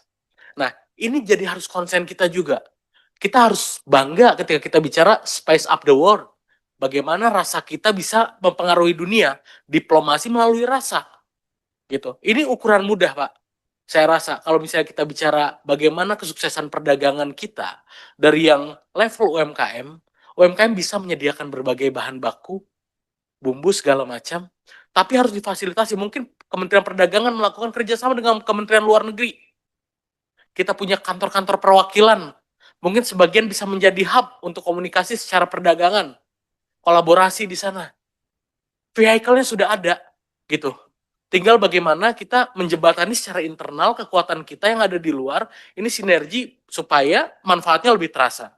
Jadi saya berharap sekali kita nih, kalau kita perbandingan nih, Bu Wamen di UK kan ya, di UK lama. Kalau kita lihat ya, resto Indonesia di UK itu hitungan jari. Pak Mendag, hitungan jari. Mungkin 15 pun nggak nyampe.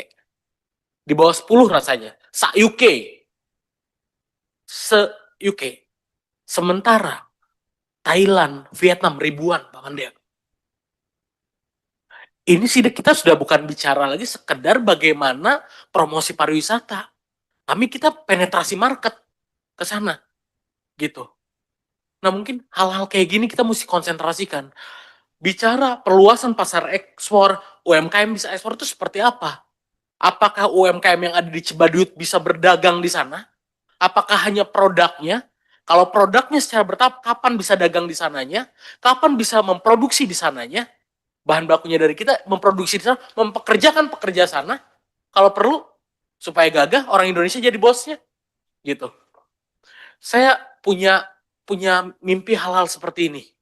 Ketika kita mengunjungi satu negara, mau nyari resto Indonesia dengan mudah, gitu orang mengenal, oh Indonesia makanannya enak-enak.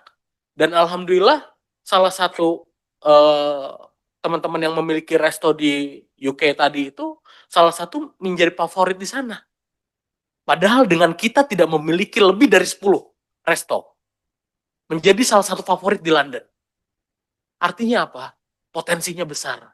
Sinergi dengan berbagai kementerian lembaga yang lain, lakukan berbagai kebijakan yang bisa mendorong hal-hal yang berpihak untuk kita tentunya. Sekali lagi terima kasih Pak Mendak, Bu Wamen, semuanya. Assalamualaikum warahmatullahi wabarakatuh.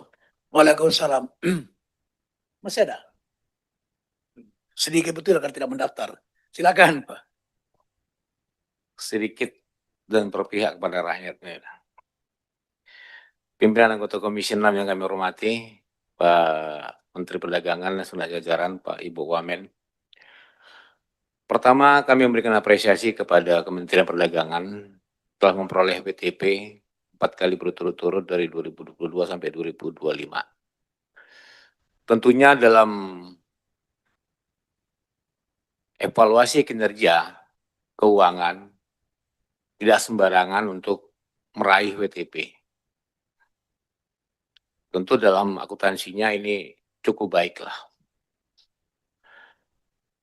Saya menyimak dari awal dari beberapa respon teman-teman terhadap pertama tentang anggaran.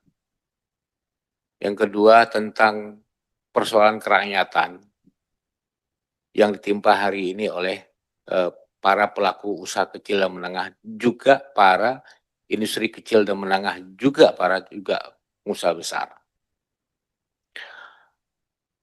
Dari beberapa narasi yang dibangun oleh teman-teman, saya ingin agak berbeda nih Pak Menteri. Saya nggak masuk kepada posisi anggaran, karena posisi yang melewati tahun 2025-2026 saja. Kalau ini persoalan geopolitik ini yang Kementerian Perdagangan ini bisa melewati, saya pikir kita sudah saatnya bersyukur. Sudah sangat luar biasa ya di dalam mengatasi persoalan ini. Tentunya kami mengajak kementerian dan kita semua bahwa apakah kita mampu dengan pena kita menoreskan sebuah kebijakan yang bertujuan adalah pena ini akan meloloskan kita masuk surga. Pena ini akan mengajak dan akan membentuk kesejahteraan masyarakat. Pena ini akan mensejahterakan dan kehidupan ekonomi ke depan. Nah, pena inilah tentunya ada kesepahaman kita bersama antara Kementerian Perdagangan sebagai pelaksana regulasi, dan kami sebagai regulator, ada sebuah kebijakan pimpinan yang harus kita ambil bersama ke depan. Kebijakan apakah itu? Bagaimana meringankan beberapa persoalan-persoalan tentang kebijakan. Apakah kebijakan yang selama ini yang diambil oleh kita, pemerintah, terledorkan bahwa kebijakan itu memberatkan masyarakat. Dalam posisi ekonomi yang hari ini kita berat, tentunya kita akan mengevaluasi beberapa kebijakan-kebijakan yang memberatkan persoalan demi persoalan tentang pena yang telah kita tangani pada yang lalu-lalu tersebut. Saya pikir itu adalah satu solusi dalam posisi ekonomi yang sangat sulit hari ini. Kami tentunya mengajak para Kementerian Perdagangan, tentunya dukungan politik terhadap apa yang harus kami berikan kepada kementerian, sehingga yang selama ini berat menjadi ringan, yang selama ini sulit menjadi gampang, yang selama ini meresahkan menjadi tidak meresahkan oleh masyarakat para pelaku usaha kecil dan menengah. Inilah sesungguhnya saya pikir pimpinan ke depan kita mencoba mengevaluasi kembali apakah kebijakan daripada Dirjen Perdagangan Dalam Negeri, kebijakan Dirjen Perdagangan Luar Negeri, itu ada yang salah apa tidak? Dan tentunya tenaga-tenaga ahli daripada komisi, coba kita mengevaluasi ini. Kenapa? Kita akan melalui sebuah persoalan yang sangat besar. Inilah salah satu jalannya. Kalau kita mengharapkan anggaran yang hari ini diikat pinggang, efisiensi dan sebagainya. Dulu kita pernah 3,9 ya, dirasakan oleh masyarakat ya. Ya, dukungan dapil, dukungan masyarakat terhadap apa yang disampaikan Pak Herman Heron tadi, itu kita rasakan. Tetapi hari ini apa? Masyarakat perlu sentuhan. Sentuhan itu apa? Sentuhan pena kita.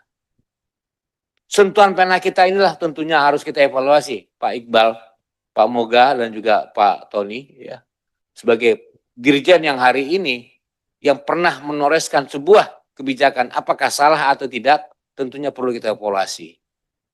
Saya pikir itu pemikiran saya pimpinan, ya. Ini bukan tausiah, tapi paling tidak, ya, paling tidak ini kita mencari, ya, mencari solusi terhadap sebuah kebijakan yang tentunya tadi disampaikan oleh saudaraku Mufti, sampaikan oleh saudaraku Herman Heron dan juga teman-teman yang lain. Coba kita evaluasi. Kenapa? Tidak semua persoalan negara ini bisa diselesaikan dengan anggaran. Tapi negara ini bisa diselesaikan dengan sebuah pena. Pena itulah yang tentunya kita akan koreksi ke depan. Saya rasa itu pimpinan. Terima kasih. Terima kasih. Yang terakhir Pak Labib. Silakan. Terima kasih pimpinan. Mohon maaf suara agak hilang. Selamat sore Pak Mendak,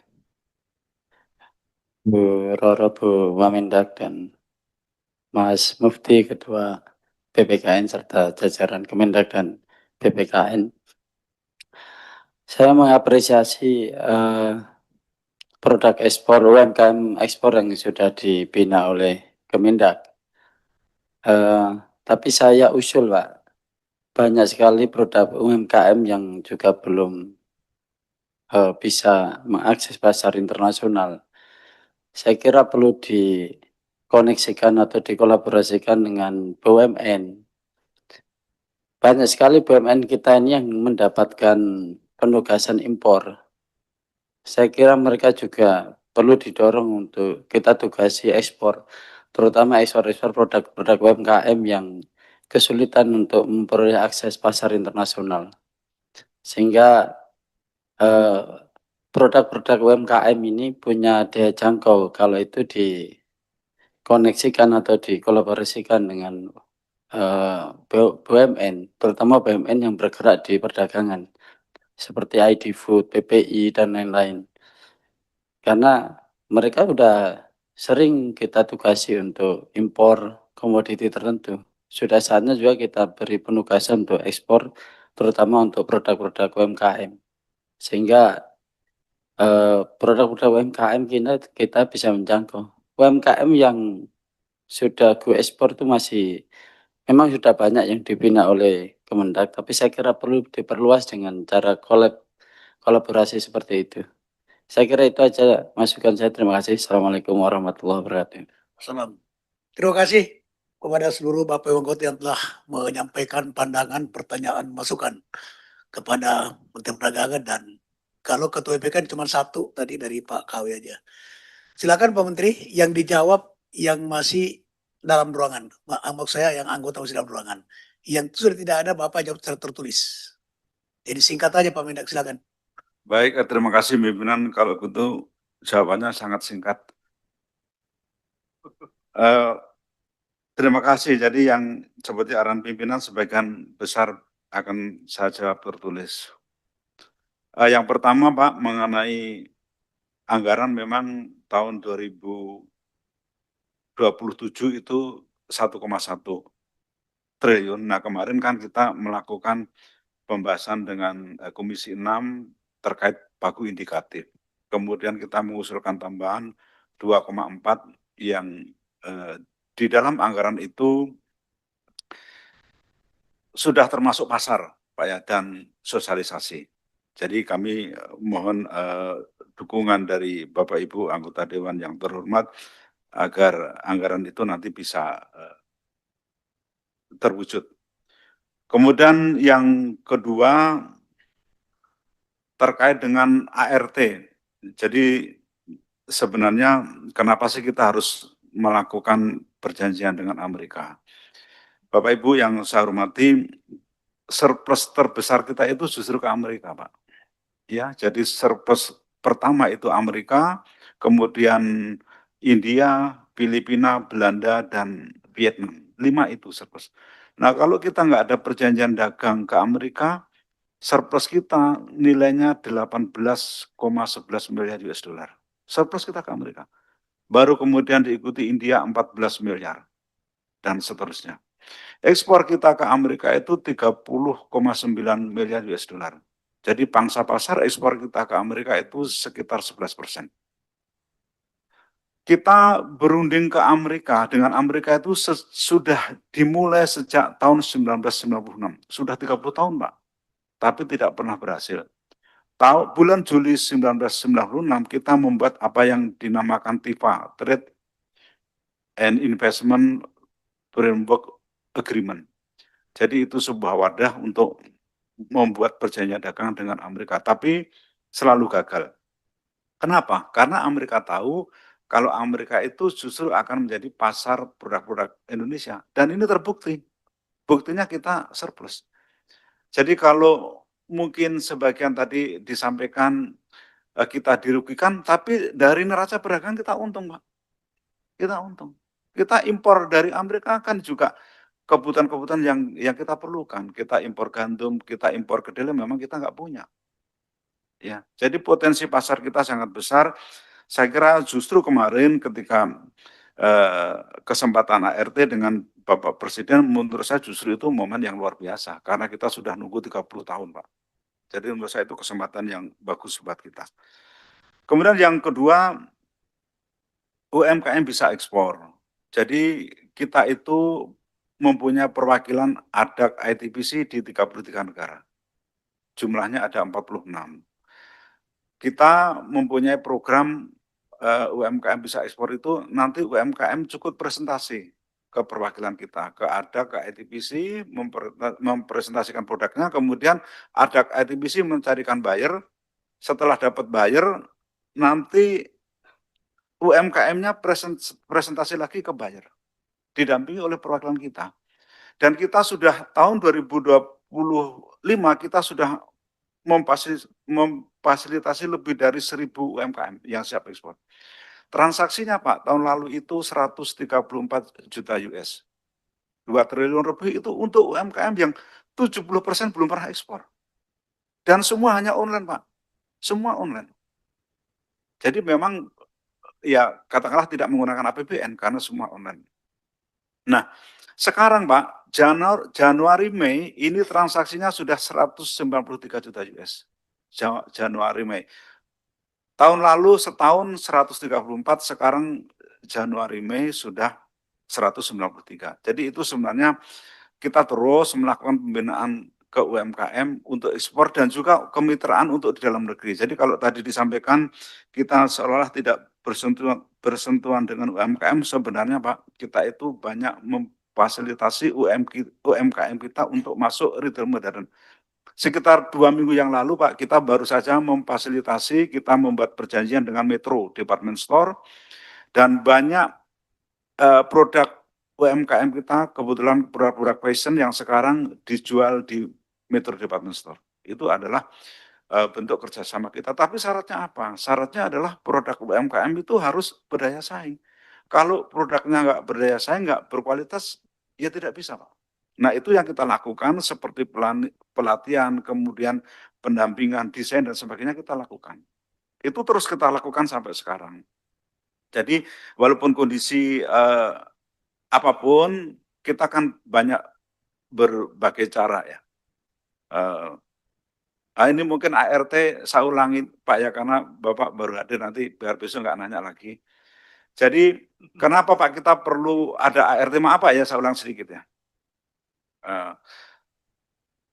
Kita itu surplus dengan Amerika itu 18,11 miliar US dollar Pak. Surplus terbesar kita itu ke Amerika. Ya, kemudian ada Pak Darmadi juga. Pertama ke Amerika, surplus kita terbesar. Kedua ke India, ketiga Filipina, Belanda, dan yang terakhir itu 5 besar adalah Vietnam. Jadi kalau kita tidak mempunyai perjanjian dagang, mau dikenakan ekspor kita yang sebesar 30,9 miliar USD ke Amerika dengan surplus 18,11. Pangsa pasar ekspor kita ke Amerika 11%, Pak. Dan kita sudah memulai perjanjian dagang itu sejak Juli 1996, sudah 30 tahun, Pak. Pertanyaannya itu dari koalisi itu perjanjian yang baru, jadi perjanjian yang lama itu oke, setuju, karena di Mahkamah Amerika perjanjian yang baru ART yang sama Donald Trump itu ditolak kan Pak ya? Ditolak karena kita sudah punya perjanjian antara Indonesia sama Amerika. Itu mereka setuju. Yang dipermasalahkan adalah ART yang baru yang sudah ditandatangan di Oktober atau kapan tuh? Februari Pak ya? Nah, Ya. itu yang belum diratifikasi. Nah, bedanya apa antara yang lama sama yang baru sehingga koalisi itu merasa sangat keberatan, begitu ya? Baik, Pak. Sebenarnya ART itu tidak ada yang lama dan yang baru. Tidak ada. Jadi ART itu kan waktu itu kita dikenakan 18%. Kemudian oleh Mahkamah Agung ART itu dibatalkan. Artinya ART yang sudah ditandatangani dengan semua negara itu batal. Nah, apa kemudian kebijakan Amerika? Amerika memberlakukan biaya masuk 10% selama 150 hari. Artinya tanggal 24 Juli nanti sudah habis. Nah, sekarang Amerika sedang membuat namanya investigasi Section 301. Itu sepertinya adalah pengganti ART tadi. Nah, prosesnya sedang berjalan, Pak. Proses yang sedang berjalan, kemungkinan nanti setelah tanggal 20, sekarang tanggal berapa ya? Setelah tanggal 24 Juli, ya pemerintah, Amerika akan mungkin mengumumkan. Nah, proses awal yang sudah dilakukan adalah pemerintah Amerika melakukan investigasi terhadap 60 negara, termasuk Indonesia. Dari 60 negara itu, 46 negara sementara akan dikenakan biaya masuk 12,5%, kemudian 14 negara dikenakan 10%. Nah, Indonesia masuk yang 10%. Artinya Indonesia masuk yang 14 negara. Nah, tapi belum diumumkan secara resmi. Nah, ini kemungkinan akan menjadi pengganti tarif yang di ART. Tetapi ART nanti akan tetap berkesinambungan dengan konsep yang sekarang sedang dilakukan inisiasi oleh Amerika. Jadi seperti itu, Pak. Mudah-mudahan justru kita lebih rendah tarif yang kita dapatkan. Ya, ini memang dinamika yang terjadi di Amerika seperti itu. Baik, kemudian yang berikutnya, tadi mumpung ini Pak KW ada, berarti harus saya jawab. Tadi terkait dengan program seperti rumah makan Pak ya. Jadi kita ada program namanya Serasa ya, jadi Rasa Rempah Indonesia. Waktu itu sudah kita launching dengan Kementerian Luar Negeri, UMKM, Pariwisata, Ekrab, dan Kementerian BUMN waktu itu, ya Pak Erik. Jadi kita tahu bahwa permasalahan restoran di luar negeri itu pertama adalah manajemennya yang kebanyakan dikelola oleh keluarga. Ketika restoran itu dikelola oleh keluarga, kemudian pemiliknya sudah sepuh, sudah tidak mampu, biasanya terus tutup, nggak diteruskan. Nah, bagaimana supaya restoran itu tetap berjalan? Makanya kita punya konsep dua, yaitu yang pertama, perusahaan-perusahaan atau restoran yang berbadan hukum ini membuat cabang di luar negeri, ya. Yang kedua, kita membuat sistem waralaba. Nah, itu kan tidak mudah. Bagaimana supaya dia mendapatkan mitra? Nah, tugas untuk mencarikan mitra adalah kita serahkan kepada perwakilan kita, yaitu Atasa Perdagangan dan ITBC. Sehingga pada Trade Expo tahun 2025 kita sudah menandatangani sebanyak 7 perjanjian, Pak. Perjanjian kerjasama antara restoran Indonesia dengan investor di luar negeri. Nah, sekarang sedang proses, nanti kami laporkan ke Bapak Ibu mana saja yang sekarang sudah berjalan, artinya sudah buka dari perjanjian itu. Sebagian masih dalam proses. Nah, tujuannya apa? Yang seperti disampaikan Pak KW tadi, Justru kita itu ingin memasukkan rempah, tentu kalau ada restorannya, karena penggunanya adalah restoran Indonesia. Nah itu sebenarnya selain memperkenalkan produk-produk kita di Indonesia, sebenarnya untuk meningkatkan ekspor produk-produk rempah kita. Nah ini sudah berjalan Pak, mudah-mudahan nanti semakin banyak restoran di Indonesia dan seperti kita lihat di Thailand juga sebenarnya caranya seperti itu, makanya dia berkembang karena memang dia dikelola dengan cara manajemen yang modern. Kalau dikelola dengan keluarga, kita juga banyak restoran di luar negeri yang tahu-tahu sudah nggak ada karena bapak atau pemiliknya semakin sepuh terus tidak diteruskan oleh keluarganya. Itu yang kita lakukan Pak. Kemudian yang lainnya, saya kira tadi seperti arahan pimpinan akan kami jawab tertulis. Demikian, terima kasih. Ya, terima kasih Pak Budi, Menteri Perdagangan. Baik, selanjutnya kami persilakan Ketua BPKN, Badan Perlindungan Konsumen Nasional, Pak Mukti Mubarok, untuk menjawab semua pertanyaan teman-teman atau yang lainnya terserah, kami persilakan. Terima kasih pimpinan. Jadi menjawab dari Pak Kawendra, sahabat mentor kami. Yang pertama terkait dengan ODR sebenarnya, Pak Kawendra, kita sudah sampaikan di UN kemarin tanggal 8 di Jenewa bahwa Indonesia perlu ODR nasional dan internasional kan gitu, karena menyangkut beberapa cross border. Dan tentu kami dengan PKTN sudah kolaborasi terus. Mudah-mudahan hari ini kami mohon rekomendasi dari Komisi 6 untuk diberikan semacam justifikasi atau dorongan bagaimana ODR nasional ini ada di Indonesia kan gitu. Karena payung hukum kami ini masih mencari payung hukum, sementara spam lapor masih begitu, sementara KL yang lain pengaduan-pengaduannya masih sektoral kan gitu. Tentu kita perlu yang lintas sektoral, cross border, pengaduan antar negara cukup banyak sekarang ini dari seluruh negara. Tadi ada persoalan China, persoalan Korea, persoalan Jepang, dan sebagainya. Kami juga cukup banyak menerima itu. Tentu dari forum ini, mohon izin pimpinan, dan melalui Komisi 6 ini ada resum lah nanti atau ada rekomendasi bahwa Komisi 6 DPR RI mendorong BPKN dan PKTN untuk menjadi focal point ODR nasional. Itu saya kira konkret. Terima kasih Pak Kawendra, terima kasih pimpinan. Terima kasih konkretnya. Baik Bapak Ibu yang kami hormati, Pak Menteri Perdagangan, Ketua BPKN, dan juga saudara-saudaraku, sekarang saatnya kita masuk ke kesimpulan, mohon ditampilkan. Baik, mohon saudara-saudaraku dilihatkan, dan tolong bantu saya untuk berkaitan redaksi, isi, materi, dan sebagainya. Termasuk Pak Menteri dan juga Ketua BPKN. Bismillah. Draft kesimpulan. Rapat kerja Komisi 6 DPR RI dengan Menteri Perdagangan terkait pembahasan laporan keuangan Kementerian Perdagangan atau yang disebut juga dengan LKPP APBN tahun anggaran 2025 16 Juli 2026. Komisi 6 DPR RI menerima penjelasan dari A. Menteri Perdagangan terkait laporan keuangan Kementerian Perdagangan Republik Indonesia tahun 2025 dengan realisasi penyerapan anggaran belanja negara sebesar 1.531.404.223 rupiah atau sebesar 98,62%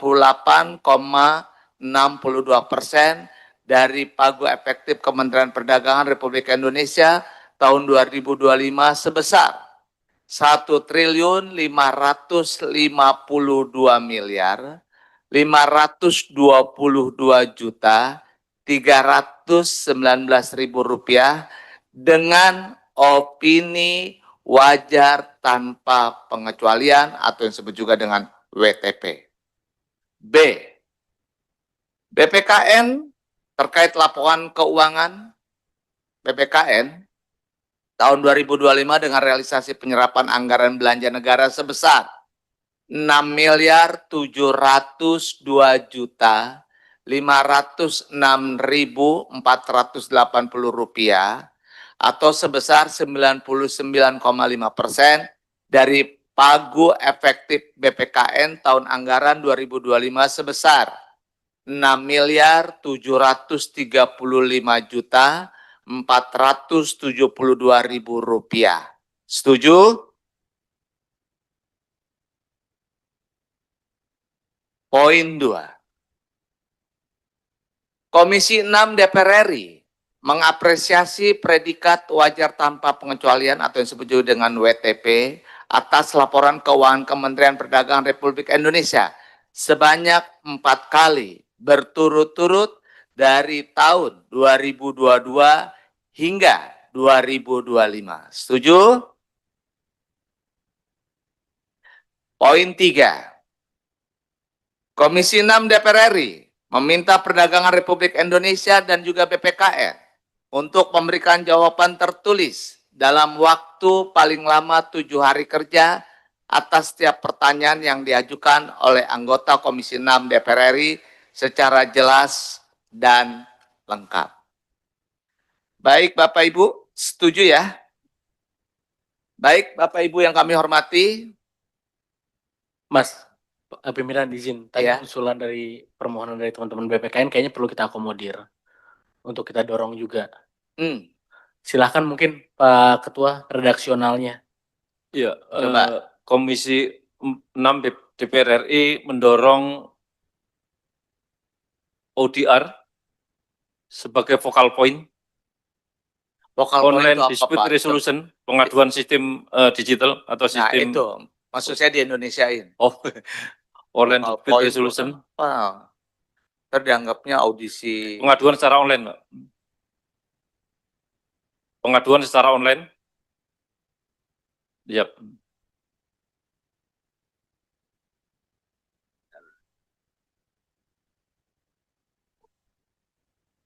Apalagi?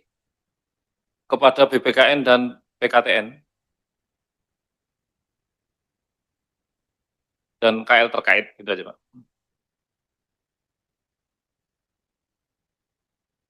Sorry, kepada BPKN dan Kementerian Perdagangan atau PKTN sebagai focal point dan KL terkait. Gitu.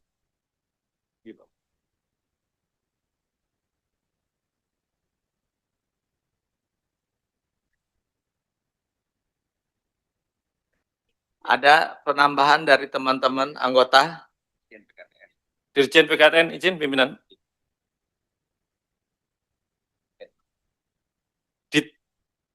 Izin pimpinan dan Ditjen PKTN Kementerian Perdagangan. Siap.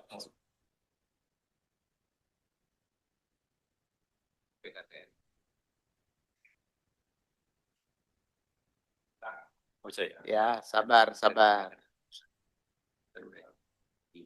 Oh, iya.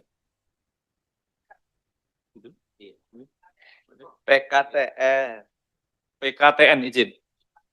TN, Pak. Udah ini, Pak. Siap. Sebagai focal point. PKTN NATO. Tidak NN. PKTN kalau didikte, Pak. Baik. Ada lagi? Sebagai focal point. Gitu. Itu focal point bahasa Indonesia atau bahasa Inggris?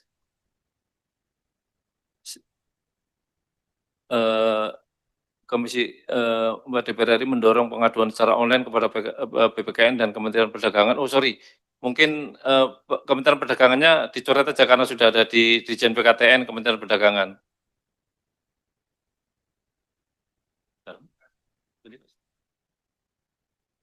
Oh ya, mendorong sistem pengaduan secara online. Yap. Izin pimpinan, itu maksudnya online dispute resolution, penyelesaian sengketa melalui online. Bukan pengaduan, penyelesaian sengketa. Gimana Ketua BPKN penyelesaian sengketa? Betul. Ya, betul. Sepertinya itu ya. Siap. Itu aja cukup ya. Nah, ini kan dari Bapak-Bapak. Dari Bapak-Bapak nih, kami persilakan buat para anggota ada masukan, saran? Cukup? Udah cukup ya? Berarti dari teman-teman sudah. Baik, saya bacakan dulu ya poin 3 ya. Karena poin 4 udah pasti. Poin 3, Komisi 6 DPR RI mendorong sistem penyelesaian sengketa secara online kepada BPKN dan Ditjen PKTN Kementerian Perdagangan. Setuju? Poin 4 sudah saya bacakan. Akhirnya saya mengucapkan terima kasih kepada Bapak dan Ibu, baik anggota Komisi 6 dan juga Menteri Perdagangan, beserta jajaran, dan juga Ketua BPKN beserta jajaran. Baik, Pak Menteri, ada closing statement? Cukup? Ketua BPKN? Cukup? Baik, saya Eko Hendro Purnomo atas nama pimpinan Komisi 6 DPR RI mengucapkan terima kasih kepada Ibu Bapak semuanya. Akhir kata mengucapkan wassalamualaikum warahmatullahi wabarakatuh.